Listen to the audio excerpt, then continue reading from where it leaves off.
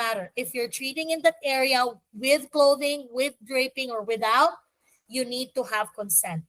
Another type of question that they might ask you under the informed consent family is, number one, they will be asking you about the dates, right?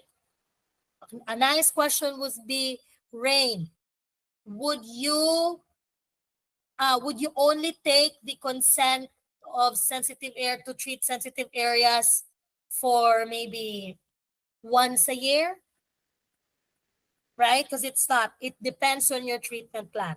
If they're giving you a case scenario question where they're like, you and your client 6 months ago talked about having an ongoing treatment on the glutes and the date already expired, should you still use that existing consent to treat, or you should make another one? And under those families, the answer is no. If it expired, it expires. Okay? So those are the questions that's going to be coming out under the informed consent family.